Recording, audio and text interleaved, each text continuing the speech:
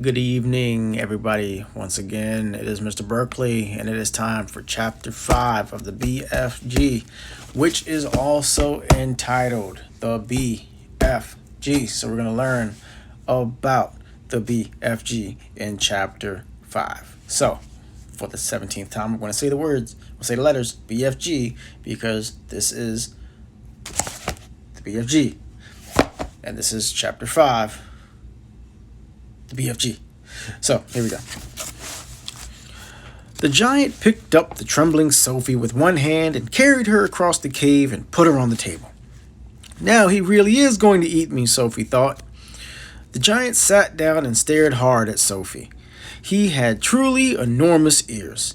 Each one was as big as the wheel of a truck, and he seemed to be able to move them inward and outwards from his head as he wished. "I is hungry," the giant boomed. He grinned, showing massive square teeth. The teeth were very white and very square, and they sat in his mouth like huge slices of white bread. "Please don't eat me," Sophie stammered. The giant let out a bellow of laughter. "Just because I is a giant, you think I is a man gobbling?" Wow. "You think I is a man gobbling cannibal," he shouted. "You is about right.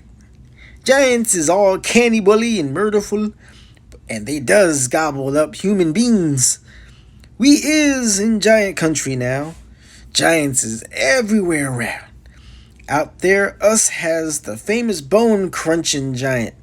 Bone-crunching giant crunches up 2 wopsy-whiffling human beings for supper every night. Noise is ear-bursting. Noise of crunching bones go crackety-crack for miles around." "Ouch," Sophie says. "Bone-crunching giant only gobbles human beings from turkey," the giant said. "Every night, Bone Cruncher is galloping off to Turkey to gobble Turks." Sophie's sense of patriotism. Wow. I'm sorry, guys. Let me try this again. A lot of alliteration happening right now. Sophie's sense of patriotism was suddenly so bruised by this remark that she became quite angry. "Why, Turks," she blurted out. "What's wrong with the English? Bone-crunching giant says Turks is tasting ever so much juicier and more scrum-diddly-umptious. Bone Cruncher says Turkish human beings have a glamorly flavor. He says Turks from Turkey is tasting of turkey." "I suppose they would," Sophie said. "Of course they would," the giant shouted. "Every human being is diddly and different. Some is scrum-diddly-umptious, and some is ucky slush. Greeks is all full of ucky slush. No giant is eating Greeks ever." "Why not?" Sophie asks. "Greeks from Greece is all tasting greasy," the giant said. "I imagine that's possible too," Sophie said. She was wondering with a bit of tremble what all this talking about eating people was leading up to.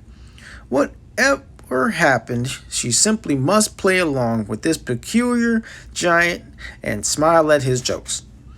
But were they jokes? Perhaps the great brute was just working up an appetite by talking about food.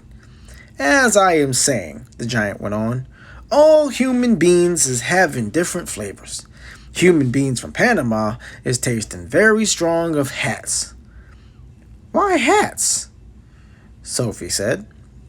"You is not very clever," the giant said, moving his great ears in and out. "All human beings is full of brains, but your head is emptier than a bundoggle." "Do you like vegetables?" Sophie asked, hoping to steer the conversation towards a slightly less dangerous kind of food.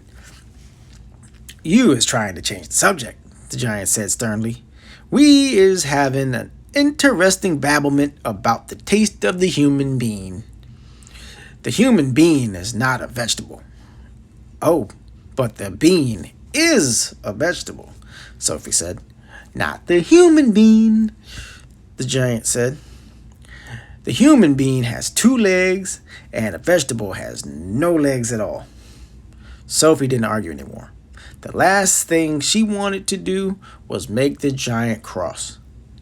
The human being, the giant went on, is coming in billions of different flavors.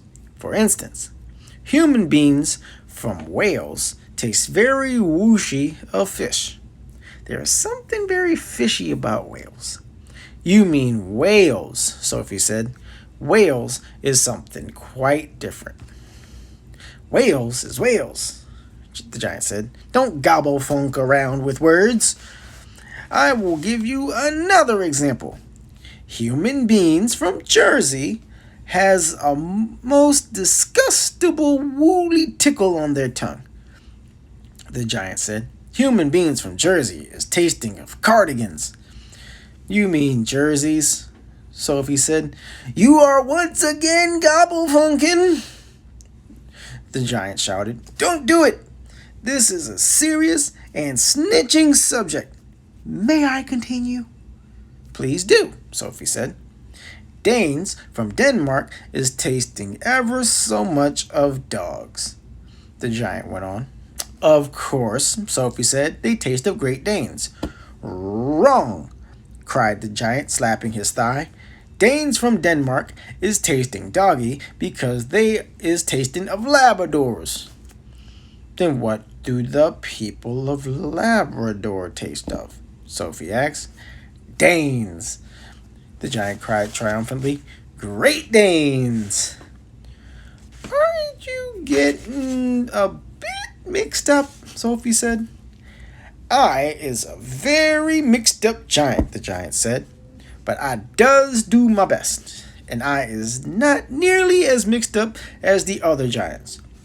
I know one who gallops all the way to Wellington for his supper. Wellington, Sophie said. Where is Wellington? Your head is full of squashed flies, the giant said. Wellington is in New Zealand. The human beings in Wellington has an especially scrumdiddlyumptious taste, so says the welly-eating giant. What do the people of Wellington taste of? Sophie asked. Boots, the giant said. Of course, Sophie said. I should have known. Sophie decided that this conversation had now gone on long enough. If she was going to be eaten, she'd rather get it over and done with right away than be kept hanging around any longer. What sort of human beings do you eat? She asked, trembling. Me? Shouted the giant, his mighty voice making the glass jars rattle on the shelves. Me gobbling up human beings? This I never. The others, yes. All the others is gobbling them up every night, but not me. I is a freaky giant. I is a nice and jumbly giant. I is the only nice and jumbly giant in giant country. I is the big friendly giant. I is the BFG. What is your name? My name is Sophie, Sophie said, hardly daring to believe the good news she had just heard. And there you have it. That is your introduction to the BFG, the big friendly giant. More of this tomorrow. You guys have a great night.